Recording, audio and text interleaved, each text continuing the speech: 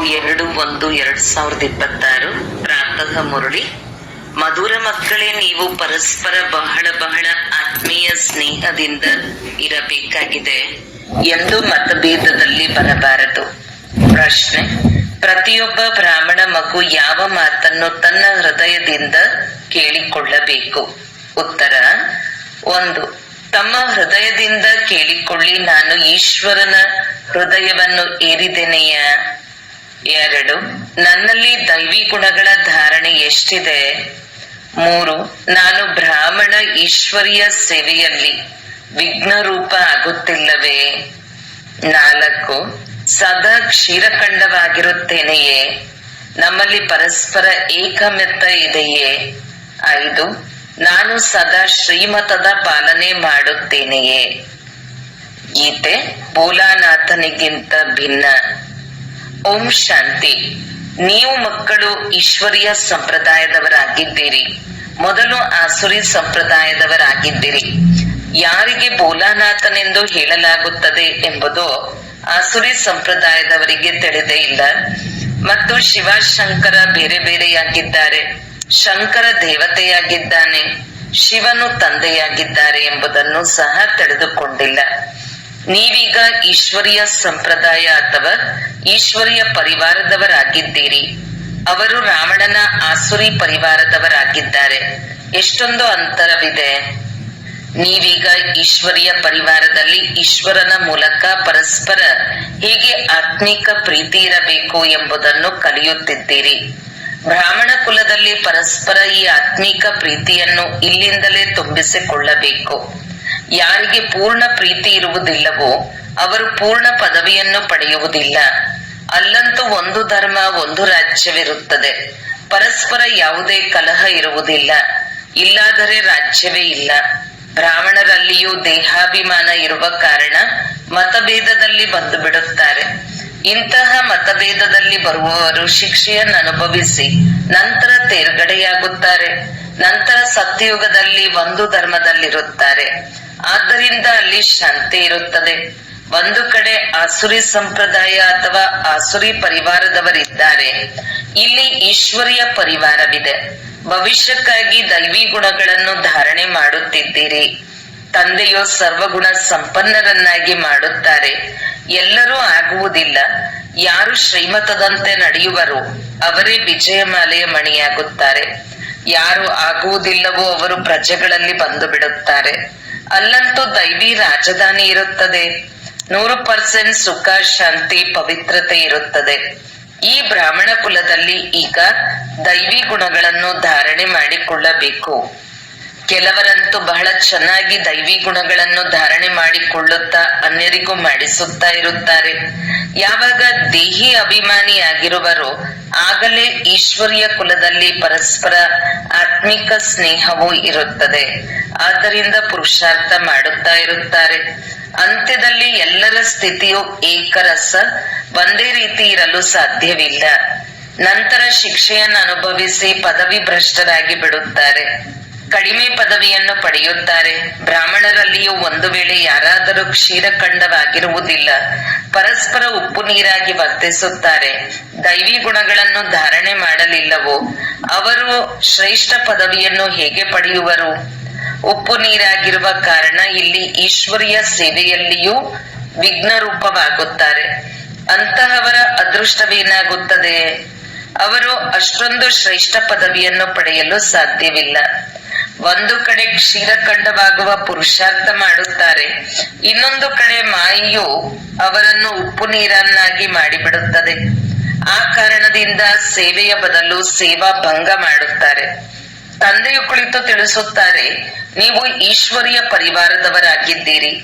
ಈಶ್ವರನ ಜೊತೆಯಲ್ಲಿಯೇ ಇರುತ್ತೀರಿ. ಕೆಲವರು ಜೊತೆ ಇರುತ್ತಾರೆ, ಇನ್ನು ಕೆಲವರು ಬೇರೆ ಬೇರೆ ಗ್ರಾಮಗಳಲ್ಲಿರುತ್ತಾರೆ. ಆದರೆ ಒಟ್ಟಿಗೆ ಇದ್ದೀರಲ್ಲವೇ? ತಂದೆಯೂ ಸಹ ಭಾರತದಲ್ಲಿಯೇ ಬರುತ್ತಾರೆ. ಶಿವ ತಂದೆಯು ಯಾವಾಗ ಬರುತ್ತಾರೆ, ಬಂದು ಏನು ಮಾಡುತ್ತಾರೆ ಎಂಬುದನ್ನು ಮನುಷ್ಯರು ತಿಳಿದುಕೊಂಡಿಲ್ಲ. ನಿಮಗೆ ತಂದೆಯ ಮೂಲಕ ಈಗ ಪರಿಚಯ ಸಿಕ್ಕಿದೆ. ರಚಯಿತ ಮತ್ತು ರಚನೆಯ ಆದಿ ಮಧ್ಯ ಅಂತ್ಯವನ್ನು ನೀವೀಗ ತಿಳಿದುಕೊಂಡಿದ್ದೀರಿ. ಈ ಚಕ್ರವು ಹೇಗೆ ಸುತ್ತುತ್ತದೆ? ಈಗ ಯಾವ ಸಮಯವಾಗಿದೆ ಎಂದು ಪ್ರಪಂಚದವರಿಗೆ ತಿಳಿದಿಲ್ಲ. ಅವರು ಸಂಪೂರ್ಣ ಘೋರ ಅಂಧಕಾರದಲ್ಲಿದ್ದಾರೆ. ನೀವು ಮಕ್ಕಳಿಗೆ ರಚಯಿತ ತಂದೆಯು ಬಂದು ಪೂರ್ಣ ಸಮಾಚಾರವನ್ನು ತಿಳಿಸುತ್ತಾರೆ. ಜೊತೆ ಜೊತೆಯಲ್ಲಿ ಹೇ ಸಾಲಿಗ್ರಾಮಗಳೇ, ನನ್ನನ್ನು ನೆನಪು ಮಾಡಿ ಎಂದು ಹೇಳುತ್ತಾರೆ. ಶಿವ ತಂದೆಯು ತಮ್ಮ ಮಕ್ಕಳಿಗೆ ಹೇಳುತ್ತಾರೆ, ನೀವು ಪಾವನರಾಗಲು ಇಷ್ಟಪಡುತ್ತೀರಲ್ಲವೇ? ಕರೆಯುತ್ತಾ ಬಂದಿರಿ, ಈಗ ನಾನು ಬಂದಿದ್ದೇನೆ. ಶಿವ ತಂದೆಯು ಭಾರತವನ್ನು ಪುನಃ ಶಿವಾಲಯವನ್ನಾಗಿ ಮಾಡುವುದಕ್ಕಾಗಿಯೇ ಬರುತ್ತಾರೆ. ರಾವಣನು ವೇಶ್ಯಾಲಯವನ್ನಾಗಿ ಮಾಡುತ್ತಾನೆ. ಸ್ವಯಂ ತಾವೇ ಹಾಡುತ್ತಾರೆ, ನಾವು ಪತೀತರಾಗಿದ್ದೇವೆ. ಭಾರತವು ಸತ್ಯಯುಗದಲ್ಲಿ ಸಂಪೂರ್ಣ ನಿರ್ವಿಕಾರಿಯಾಗಿತ್ತು. ನಿರ್ವಿಕಾರಿ ದೇವತೆಗಳಿಗೆ ವಿಕಾರಿ ಮನುಷ್ಯರು ಪೂಜಿಸುತ್ತಾರೆ, ಪುನಃ ವಿಕಾರಿಗಳಾಗುತ್ತಾರೆ. ಆಗ ಹೇ ಪತೀತ ಪಾವನ, ಬನ್ನಿ, ಬಂದು ನಮ್ಮನ್ನು ನಿರ್ವಿಕಾರಿಯನ್ನಾಗಿ ಮಾಡಿ ಎಂದು ಕರೆಯುತ್ತಾರೆ. ತಂದೆಯು ತಿಳಿಸುತ್ತಾರೆ, ಈ ಅಂತಿಮ ಜನ್ಮದಲ್ಲಿ ನೀವು ಪವಿತ್ರರಾಗಿ ನನ್ನೊಬ್ಬನನ್ನೇ ನೆನಪು ಮಾಡಿ, ಆಗ ನಿಮ್ಮ ಪಾಪಗಳು ತುಂಡಾಗುತ್ತವೆ ಮತ್ತು ನೀವು ತಮೋ ಪ್ರಧಾನರಿಂದ ಸತೋ ಪ್ರಧಾನ ದೇವತೆಗಳಾಗಿ ಬಿಡುತ್ತೀರಿ. ನಂತರ ಚಂದ್ರವಂಶಿ ಕ್ಷತ್ರಿಯ ಪರಿವಾರದಲ್ಲಿ ಬರುತ್ತೀರಿ. ಈ ಸಮಯದಲ್ಲಿ ಈಶ್ವರಿಯ ಪರಿವಾರದವರಾಗಿದ್ದೀರಿ. ನಂತರ ದೈವಿ ಪರಿವಾರದಲ್ಲಿ 21 ಜನ್ಮಗಳವರೆಗೆ ಇರುತ್ತೀರಿ. ನೀವು ಈ ಅಂತಿಮ ಜನ್ಮವನ್ನು ಈ ಈಶ್ವರಿಯ ಪರಿವಾರದಲ್ಲಿ ಕಳೆಯುತ್ತೀರಿ. ಇದರಲ್ಲಿ ನೀವು ಪುರುಷಾರ್ಥ ಮಾಡಿ ಸರ್ವಗುಣ ಸಂಪನ್ನರಾಗಬೇಕಾಗಿದೆ. ನೀವು ಪೂಜ್ಯರಾಗಿದ್ದೀರಿ, ಅವಶ್ಯಕವಾಗಿ ರಾಜ್ಯವನ್ನು ಮಾಡುತ್ತಿದ್ದೀರಿ, ನಂತರ ಪೂಜಾರಿಗಳಾದಿರಿ. ಇದನ್ನು ತಿಳಿಯಬೇಕಾಗುತ್ತದೆಯಲ್ಲವೇ? ಭಗವಂತ ತಂದೆಯಾಗಿದ್ದಾರೆ, ನಾವು ಅವರ ಮಕ್ಕಳಾಗಿದ್ದೇವೆ ಅಂದಾಗ ಪರಿವಾರ ಆಯಿತಲ್ಲವೇ? ಗಾಯನವೂ ಇದೆ, ನೀವು ಮಾತಾ ಪಿತಾ, ನಾವು ನಿಮ್ಮ ಬಾಲಕ, ಪರಿವಾರ ಆಯಿತಲ್ಲವೇ? ಈಗ ತಂದೆಯ ಅಪಾರ ಸುಖದ ಗಣಿಯೇ ಸಿಗುತ್ತದೆ. ತಂದೆಯು ತಿಳಿಸುತ್ತಾರೆ, ನಿಸ್ಸಂದೇಹವಾಗಿ ನೀವು ನಮ್ಮ ಪರಿವಾರದವರಾಗಿದ್ದೀರಿ. ಆದರೆ ಡ್ರಾಮಾ ಪ್ಲಾನ್ ಅನುಸಾರವಾಗಿ ರಾವಣ ರಾಜ್ಯದಲ್ಲಿ ಬಂದ ನಂತರ ಪುನಃ ನೀವು ದುಃಖದಲ್ಲಿ ಬರುತ್ತೀರಿ. ಆಗ ಕೂಗುತ್ತೀರಿ. ಈ ಸಮಯದಲ್ಲಿ ನೀವು ಸತ್ಯವಾದ ಪರಿವಾರದವರಾಗಿದ್ದೀರಿ. ನಂತರ ನಿಮಗೆ ಭವಿಷ್ಯ 21 ಜನ್ಮಗಳಿಗಾಗಿ ಆಸ್ತಿಯನ್ನು ಕೊಡುತ್ತೇನೆ. ಈ ಆಸ್ತಿ ಪುನಃ ದೈವಿ ಪರಿವಾರದಲ್ಲಿ 21 ಜನ್ಮಗಳಿಗಾಗಿ ಕಾಯಂ ಆಗಿ ಇರುತ್ತದೆ. ದೈವಿ ಪರಿವಾರವು ಸತ್ಯ ತ್ರೇತಾಯುಗದವರೆಗೂ ನಡೆಯುತ್ತದೆ. ನಂತರ ರಾವಣ ರಾಜ್ಯ ಆಗುವುದರಿಂದ ನಾವು ದೈವಿ ಪರಿವಾರದವರಾಗಿದ್ದೇವೆಂಬುದನ್ನು ಮರೆತು ಹೋಗುತ್ತೀರಿ. ವಾಮ ಮಾರ್ಗದಲ್ಲಿ ಹೋಗುವುದರಿಂದ ಆಸುರಿ ಪರಿವಾರದವರಾಗಿ ಬಿಡುತ್ತೀರಿ. 63 ಜನ್ಮಗಳು ಏಣಿಯನ್ನು ಇಳಿಯುತ್ತಾ ಬಂದಿರಿ. ಈ ಇಡೀ ಜ್ಞಾನವು ನಿಮ್ಮ ಬುದ್ಧಿಯಲ್ಲಿದೆ ಅಂದಾಗ ನೀವು ಯಾರಿಗಾದರೂ ತಿಳಿಸಬಲ್ಲಿರಿ. ಮೂಲತಃ ನೀವು ದೇವಿ ದೇವತಾ ಧರ್ಮದವರಾಗಿದ್ದೀರಿ. ಸತ್ಯಯುಗಕ್ಕೆ ಮೊದಲು ಕಲಿಯುಗವಿತ್ತು. ಸಂಗಮ ಯುಗದಲ್ಲಿ ನಿಮ್ಮನ್ನು ಮನುಷ್ಯರಿಂದ ದೇವತೆಗಳನ್ನಾಗಿ ಮಾಡಲಾಗುತ್ತದೆ. ಮಧ್ಯದಲ್ಲಿ ಈ ಸಂಗಮವಿದೆ. ನಿಮ್ಮನ್ನು ಬ್ರಾಹ್ಮಣ ಧರ್ಮದಿಂದ ಪುನಃ ದೈವಿ ಧರ್ಮದಲ್ಲಿ ಕರೆತರುತ್ತಾರೆ. ಲಕ್ಷ್ಮೀನಾರಾಯಣರು ಈ ರಾಜ್ಯವನ್ನು ಹೇಗೆ ಪಡೆದರೆಂಬುದನ್ನು ತಿಳಿಸುತ್ತಾರೆ. ಅದಕ್ಕೆ ಮೊದಲು ಆಸುರಿ ರಾಜ್ಯವಿತ್ತು ಅಂದ ಮೇಲೆ ಮತ್ತೆ ದೈವಿ ರಾಜ್ಯವು ಯಾವಾಗ ಮತ್ತು ಹೇಗೆ ಆಯಿತು? ತಂದೆಯು ತಿಳಿಸುತ್ತಾರೆ, ಕಲ್ಪ ಕಲ್ಪವು ಸಂಗಮದಲ್ಲಿ ಬಂದು ನಿಮ್ಮನ್ನು ಬ್ರಾಹ್ಮಣ, ದೇವತ, ಕ್ಷತ್ರಿಯ ಧರ್ಮದಲ್ಲಿ ಕರೆದುಕೊಂಡು ಹೋಗುತ್ತೇನೆ. ಇದು ಭಗವಂತನ ಪರಿವಾರವಾಗಿದೆ. ಎಲ್ಲರೂ ಗಾಡ್ ಫಾದರ್ ಎಂದು ಹೇಳುತ್ತಾರೆ, ಆದರೆ ತಂದೆಯನ್ನು ತಿಳಿಯದೇ ಇರುವ ಕಾರಣ ನಿರ್ಧನಿಕರಾಗಿದ್ದಾರೆ. ಆದ್ದರಿಂದ ತಂದೆಯು ಬಂದು ಘೋರ ಅಂಧಕಾರದಿಂದ ಪ್ರಕಾಶವನ್ನಾಗಿ ಮಾಡುತ್ತಾರೆ. ಈಗ ಸ್ವರ್ಗದ ಸ್ಥಾಪನೆಯಾಗುತ್ತಾ ಇದೆ. ನೀವು ಮಕ್ಕಳು ಓದುತ್ತಿದ್ದೀರಿ, ದೈವಿ ಗುಣಗಳನ್ನು ಧಾರಣೆ ಮಾಡುತ್ತೀರಿ. ಇದು ಸಹ ತಿಳಿದುಕೊಳ್ಳಬೇಕು. ಶಿವ ಜಯಂತಿಯನ್ನು ಆಚರಿಸುತ್ತಾರೆ. ಶಿವ ಜಯಂತಿಯ ನಂತರ ಏನಾಗುತ್ತದೆ? ಅವಶ್ಯಕವಾಗಿ ದೈವಿ ರಾಜ್ಯದ ಜಯಂತಿ ಆಗುತ್ತದೆಯಲ್ಲವೇ? ಹೆವೆನ್ಲಿ ಗಾಡ್ ಫಾದರ್ ಸ್ವರ್ಗವನ್ನು ಸ್ಥಾಪನೆ ಮಾಡಲು ಸ್ವರ್ಗದಲ್ಲಂತೂ ಬರುವುದಿಲ್ಲ. ನಾನು ನರಕ ಮತ್ತು ಸ್ವರ್ಗದ ಮಧ್ಯದ ಸಮಯದಲ್ಲಿ ಬರುತ್ತೇನೆಂದು ಹೇಳುತ್ತಾರೆ. ಶಿವರಾತ್ರಿ ಎಂದು ಹೇಳುತ್ತಾರಲ್ಲವೇ? ಅಂದಾಗ ರಾತ್ರಿಯಲ್ಲಿ ನಾನು ಬರುತ್ತೇನೆ. ಇದನ್ನು ನೀವು ಮಕ್ಕಳು ತಿಳಿದುಕೊಳ್ಳುತ್ತೀರಿ. ಯಾರು ತಿಳಿದುಕೊಳ್ಳುವರೋ ಅವರು ಅನ್ಯರಿಗೂ ಧಾರಣೆ ಮಾಡಿಸುತ್ತಾರೆ. ಯಾರು ಮನಸ್ಸ ವಾಚ ಕರ್ಮಣ ಸೇವೆಯಲ್ಲಿ ತತ್ಪರರಾಗಿರುತ್ತಾರೆಯೋ ಅವರ ಹೃದಯದಲ್ಲಿ ಇರುತ್ತಾರೆ. ಎಷ್ಟೆಷ್ಟು ಸೇವೆಯೋ ಅಷ್ಟು ಹೃದಯದಲ್ಲಿ ಇರುತ್ತಾರೆ. ಕೆಲವರು ಆಲ್ರೌಂಡ್ ವರ್ಕರ್ ಇರುತ್ತಾರೆ. ನೀವು ಸಹ ಎಲ್ಲಾ ಸೇವೆಯನ್ನು ಕಲಿಯಬೇಕಾಗಿದೆ. ಅಡುಗೆ ಮಾಡುವುದು, ರೊಟ್ಟಿ ಮಾಡುವುದು, ಪಾತ್ರೆ ತೊಳೆಯುವುದು ಇದು ಸಹ ಸೇವೆ ಅಲ್ಲವೇ? ಮೊದಲು ತಂದೆಯ ನೆನಪು ಇರಬೇಕು. ಅವರ ನೆನಪಿನಿಂದಲೇ ವಿಕರ್ಮ ವಿನಾಶವಾಗುತ್ತದೆ. ಇಲ್ಲಿ ಆಸ್ತಿಯೂ ಸಿಗುತ್ತದೆ. ಅಲ್ಲಿ ಸರ್ವಗುಣ ಸಂಪನ್ನರಾಗುತ್ತೀರಿ. ಯಥಾ ರಾಜ ರಾಣಿ ತಥಾ ಪ್ರಜಾ, ದುಃಖದ ಮಾತಿರುವುದಿಲ್ಲ. ಈ ಸಮಯದಲ್ಲಿ ಎಲ್ಲರೂ ನರಕವಾಸಿಗಳಾಗಿದ್ದಾರೆ. ಎಲ್ಲರದು ಇಳಿಯುವ ಕಲೆಯಾಗಿದೆ. ಮತ್ತೆ ಈಗ ಏರುವ ಕಲೆ ಆಗುವುದು.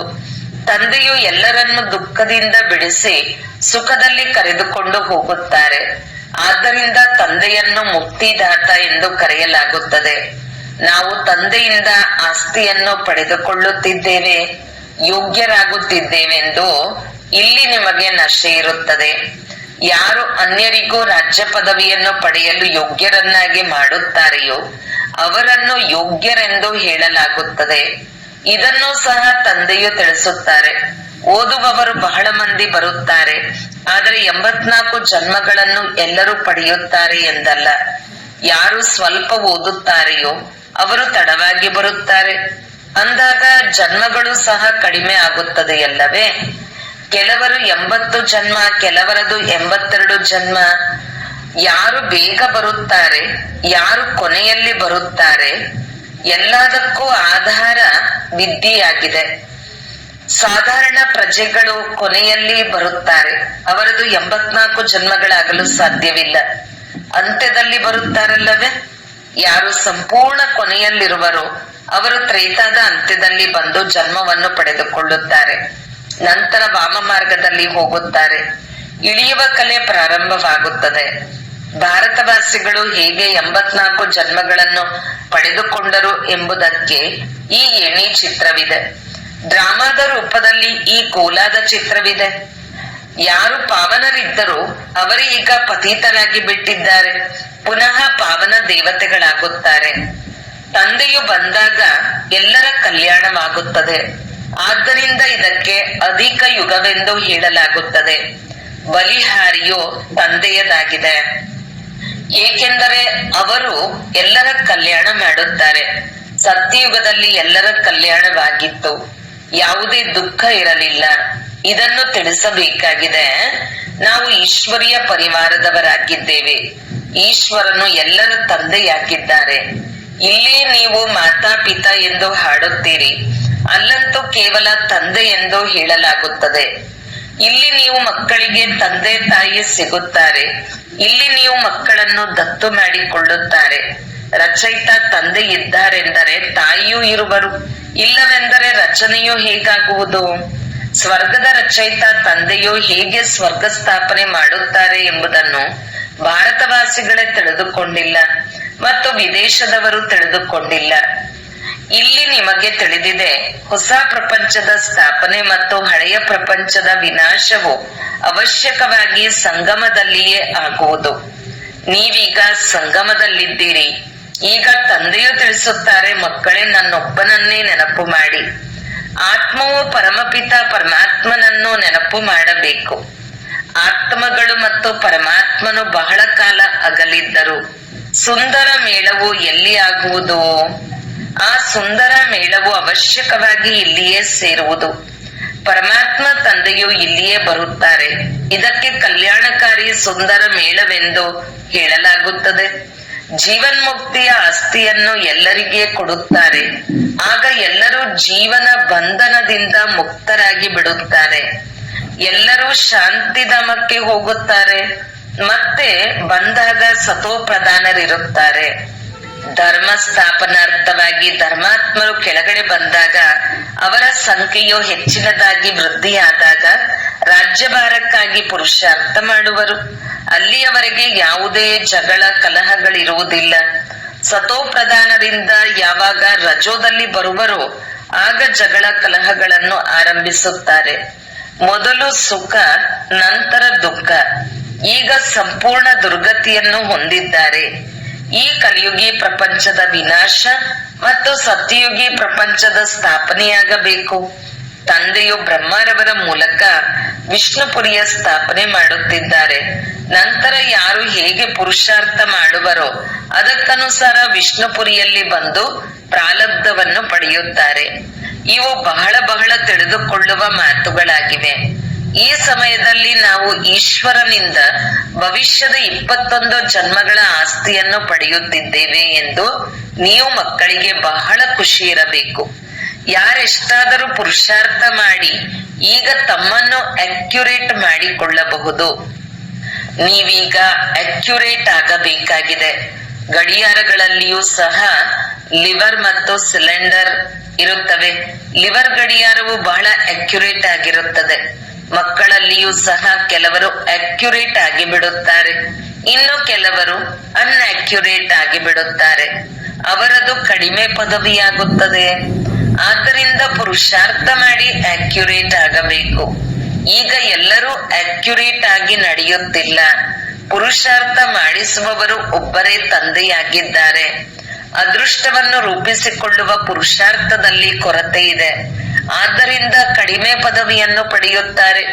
ಶ್ರೀಮತದಂತೆ ನಡೆಯದೇ ಇರುವ ಕಾರಣ, ಆಸುರಿ ಗುಣವನ್ನು ಬಿಡದೇ ಇರುವ ಕಾರಣ, ಯೋಗದಲ್ಲಿ ಇಲ್ಲದಿರುವ ಕಾರಣವೇ ಇವೆಲ್ಲವೂ ಆಗುತ್ತದೆ. ಯೋಗದಲ್ಲಿ ಇಲ್ಲವೆಂದರೆ ಅಂತಹವರು ಪಂಡಿತರಿದ್ದಂತೆ. ಯೋಗವು ಕಡಿಮೆ ಇದೆ. ಆದ್ದರಿಂದ ಶಿವ ತಂದೆಯ ಕಡೆ ಪ್ರೀತಿ ಇರುವುದಿಲ್ಲ. ಧಾರಣೆಯು ಕಡಿಮೆಯಾಗುತ್ತದೆ. ಆ ಖುಷಿ ಇರುವುದಿಲ್ಲ. ಚೆಹರೆಯೇ ಶವದಂತೆ ಬಾಡಿರುತ್ತದೆ. ನಿಮ್ಮ ಚೆಹರೆಯಂತೂ ದೇವತೆಗಳ ಚೆಹರೆಯಂತೆ ಸದಾ ಹರ್ಷಿತವಾಗಿರಬೇಕು. ತಂದೆಯು ನಿಮಗೆ ಎಷ್ಟೊಂದು ಆಸ್ತಿಯನ್ನು ಕೊಡುತ್ತಾರೆ. ಯಾರಾದರೂ ಬಡವರ ಮಗು ಸಾಹುಕಾರರ ಬಳಿ ಬಂದರೆ ಅವರಿಗೆ ಎಷ್ಟೊಂದು ಖುಷಿ ಇರುತ್ತದೆ. ನೀವು ಸಹ ಬಹಳ ಬಡವರಾಗಿದ್ದೀರಿ. ಈಗ ತಂದೆಯು ದತ್ತು ಮಾಡಿಕೊಂಡಿದ್ದಾರೆ ಅಂದ ಮೇಲೆ ಖುಷಿ ಇರಬೇಕು. ನಾವು ಈಶ್ವರಿಯ ಸಂಪ್ರದಾಯದವರಾಗಿದ್ದೇವೆ ಎಂದು. ಆದರೆ ಅದೃಷ್ಟದಲ್ಲಿ ಇಲ್ಲವೆಂದರೆ ಏನು ಮಾಡುವುದು? ಅಂತಹವರ ಪದವಿಯು ಭ್ರಷ್ಟವಾಗುತ್ತದೆ. ಪಟ್ಟದ ರಾಣಿಯಾಗುವುದಿಲ್ಲ. ತಂದೆಯು ಪಟ್ಟದ ರಾಣಿಯನ್ನಾಗಿ ಮಾಡುವುದಕ್ಕಾಗಿ ಬರುತ್ತಾರೆ. ನೀವು ಮಕ್ಕಳು ಯಾರಿಗಾದರೂ ಇದನ್ನು ತಿಳಿಸಬಹುದು. ಬ್ರಹ್ಮ, ವಿಷ್ಣು, ಶಂಕರ ಮೂವರು ಶಿವನ ಮಕ್ಕಳಾಗಿದ್ದಾರೆ. ತಂದೆಯು ಬ್ರಹ್ಮರವರ ಮೂಲಕ ಭಾರತವನ್ನು ಪುನಃ ಸ್ವರ್ಗವನ್ನಾಗಿ ಮಾಡುತ್ತಾರೆ. ಶಂಕರನ ಮೂಲಕ ಹಳೆಯ ಪ್ರಪಂಚದ ವಿನಾಶವಾಗುತ್ತದೆ. ಭಾರತದಲ್ಲಿಯೇ ಬಹಳ ಕೆಲವರು ಮಾತ್ರ ಉಳಿಯುತ್ತಾರೆ. ಪ್ರಳಯವಂತೂ ಆಗುವುದಿಲ್ಲ. ಆದರೆ ಬಹಳ ಕಡಿಮೆ ಜನಸಂಖ್ಯೆ ಮಾತ್ರವೇ ಉಳಿಯುತ್ತದೆ. ಆದ್ದರಿಂದ ಅದು ಪ್ರಳಯವಾದ ಹಾಗೆ ರಾತ್ರಿ ಹಗಲಿನ ಅಂತರವಾಗಿ ಬಿಡುತ್ತದೆ. ಅವರೆಲ್ಲರೂ ಮುಕ್ತಿಧಾಮದಲ್ಲಿ ಹೊರಟು ಹೋಗುತ್ತಾರೆ. ಇದು ಪತೀತ ಪಾವನ ತಂದೆಯದೇ ಕರ್ತವ್ಯವಾಗಿದೆ. ತಂದೆಯು ತಿಳಿಸುತ್ತಾರೆ, ಮಕ್ಕಳೇ, ದೇಹಿ ಅಭಿಮಾನಿಯಾಗಿರಿ. ಇಲ್ಲದಿದ್ದರೆ ಹಳೆಯ ಸಂಬಂಧಿಗಳು ನೆನಪಿಗೆ ಬರುತ್ತಿರುತ್ತಾರೆ. ಎಲ್ಲವನ್ನೂ ಬಿಟ್ಟಿದ್ದೀರಿ, ಆದರೂ ಸಹ ಬುದ್ಧಿಯು ಹೋಗುತ್ತಿರುತ್ತದೆ. ನಷ್ಟಮೋಹಿ ಆಗಿಲ್ಲ. ಆದ್ದರಿಂದ ಅದಕ್ಕೆ ವ್ಯಭಿಚಾರಿ ನೆನಪೆಂದು ಹೇಳಲಾಗುತ್ತದೆ. ಸದ್ಗತಿಯನ್ನು ಪಡೆಯಲು ಸಾಧ್ಯವಾಗುವುದಿಲ್ಲ, ಏಕೆಂದರೆ ದುರ್ಗತಿಯವರನ್ನೇ ನೆನಪು ಮಾಡುತ್ತಿರುತ್ತಾರೆ. ಒಳ್ಳೆಯದು, ಮಧುರಾತಿ ಮಧುರ. ಅಗಲಿ ಹೋಗಿ ಮರಳಿ ಸಿಕ್ಕಿರುವ ಮಕ್ಕಳ ಪ್ರತಿ ಮಾತಪಿತಾ ಬಾಪ್ ದಾದರವರ ನೆನಪು, ಪ್ರೀತಿ ಹಾಗೂ ಸುಪ್ರಭಾತ. ಆತ್ಮೀಯ ಮಕ್ಕಳಿಗೆ ಆತ್ಮೀಯ ತಂದೆಯ ನಮಸ್ತೆ. ಧಾರಣೆಗಾಗಿ ಮುಖ್ಯ ಸಾರ. 1. ಬಾಗ್ದಾದರವರ ಹೃದಯವನ್ನೇರಲು ಮನಸ್ಸ, ವಾಚ, ಕರ್ಮಣ ಸೇವೆ ಮಾಡಬೇಕಾಗಿದೆ. ಅಕ್ಯುರೇಟ್ ಮತ್ತು ಆಲ್ರೌಂಡರ್ ಆಗಬೇಕು. 2. ಯಾವುದೇ ಹಳೆಯ ಮಿತ್ರ ಸಂಬಂಧಿಗಳು ನೆನಪಿಗೆ ಬರಬಾರದು. ಈ ರೀತಿ ಆತ್ಮಾಭಿಮಾನಿಗಳಾಗಬೇಕು. ಪರಸ್ಪರ ಬಹಳ ಬಹಳ ಆತ್ಮೀಕ ಪ್ರೀತಿಯಿಂದ ಇರಬೇಕು. ಉಪ್ಪು ನೀರಾಗಿ ವರ್ತಿಸಬಾರದು. ವರದಾನ: ವಿಶ್ವ ಪರಿವರ್ತನೆಯ ಶ್ರೇಷ್ಠ ಕಾರ್ಯದಲ್ಲಿ ತಮ್ಮ ಸಹಯೋಗದ ಬೆರಳನ್ನು ಕೊಡುವಂತಹ ಮಹಾನರಿಂದ ನಿರ್ಮಾಣ ಭವ. ಹೇಗೆ ಯಾವುದೇ ಸ್ಥೂಲ ವಸ್ತುವನ್ನು ತಯಾರು ಮಾಡುತ್ತೀರೆಂದರೆ ಅದರಲ್ಲಿ ಎಲ್ಲಾ ವಸ್ತುಗಳನ್ನು ಹಾಕುತ್ತಾರೆ. ಸಾಧಾರಣವಾದ ಸಕ್ಕರೆ ಅಥವಾ ಉಪ್ಪು ಕಡಿಮೆಯಾದರೂ ಶ್ರೇಷ್ಠವಾದ ವಸ್ತುವು ಸಹ ತಿನ್ನಲು ಯೋಗ್ಯವಾಗುವುದಿಲ್ಲ. ಅದೇ ರೀತಿ ವಿಶ್ವ ಪರಿವರ್ತನೆಯ ಈ ಶ್ರೇಷ್ಠ ಕಾರ್ಯಕ್ಕಾಗಿ ಪ್ರತಿಯೊಂದು ರತ್ನಗಳ ಅವಶ್ಯಕತೆ ಇದೆ. ಎಲ್ಲರ ಸಹಯೋಗವೂ ಬೇಕಾಗಿದೆ. ಎಲ್ಲರೂ ತಮ್ಮ ತಮ್ಮ ರೀತಿಯಿಂದ ಬಹಳ ಬಹಳ ಅವಶ್ಯಕ. ಶ್ರೇಷ್ಠ ಮಹಾರಥಿಗಳಾಗಿದ್ದಾರೆ. ಆದ್ದರಿಂದ ತಮ್ಮ ಕಾರ್ಯದ ಶ್ರೇಷ್ಠತೆಯ ಮೌಲ್ಯಗಳನ್ನು ತಿಳಿದುಕೊಳ್ಳಿರಿ.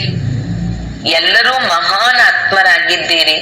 ಆದರೆ ಎಷ್ಟು ಮಹಾನ್ ಆಗಿದ್ದೀರಿ, ಎಷ್ಟು ನಿರ್ಮಾಣರೂ ಆಗಿರಿ. ಸ್ಲೋಗನ್: ತಮ್ಮ ಸ್ವಭಾವವನ್ನು ಸರಳವನ್ನಾಗಿ ಮಾಡಿಕೊಳ್ಳುತ್ತೀರೆಂದರೆ ಸರ್ವ ಕಾರ್ಯಗಳು ಸಹಜವಾಗಿ ಆಗಿಬಿಡುತ್ತದೆ. ಅವ್ಯಕ್ತ ಸೂಚನೆ: ಈ ಅವ್ಯಕ್ತ ಮಾಸದಲ್ಲಿ ಬಂಧನ ಮುಕ್ತರಾಗಿ ಜೀವನ್ಮುಕ್ತ ಸ್ಥಿತಿಯ ಅನುಭವ ಮಾಡಿರಿ. ಜೀವನದಲ್ಲಿ ಇದ್ದುಕೊಂಡು ಸಮಯ ಸೂಕ್ಷ್ಮವಾಗಿತ್ತಿದ್ದಂತೆ ಪರಿಸ್ಥಿತಿಗಳು, ಸಮಸ್ಯೆಗಳು, ವಾತಾವರಣ ಡಬಲ್ ದೂಷಿತವಾಗಿರುತ್ತದೆ. ಇಂತಹ ಸಮಯದಲ್ಲೂ ಅದರ ಪ್ರಭಾವದಿಂದ ಮುಕ್ತರಾಗಿ ಜೀವನದಲ್ಲಿ ಇದ್ದುಕೊಂಡು ಈ ಎಲ್ಲ ಭಿನ್ನ ಭಿನ್ನ ಬಂಧನಗಳಿಂದ ಮುಕ್ತರಾಗಿರಬೇಕು. ಒಂದು ಸೂಕ್ಷ್ಮ ಬಂಧನವೂ ಸಹ ಇರಬಾರದು. ಇಂತಹ ಬಂಧನ ಮುಕ್ತ ಜೀವನ್ಮುಕ್ತರಾಗುವುದು ಪ್ರತಿಯೊಬ್ಬ ಬ್ರಾಹ್ಮಣ ಮಕ್ಕಳ ಗುರಿಯಾಗಿದೆ. ಸಂಗಮ ಯುಗದಲ್ಲಿಯೇ ಈ ಜೀವನ್ಮುಕ್ತ ಸ್ಥಿತಿಯ ಪ್ರಾಪ್ತಿಯನ್ನು ಅನುಭವಿಸಬೇಕು. ಓಂ ಶಾಂತಿ.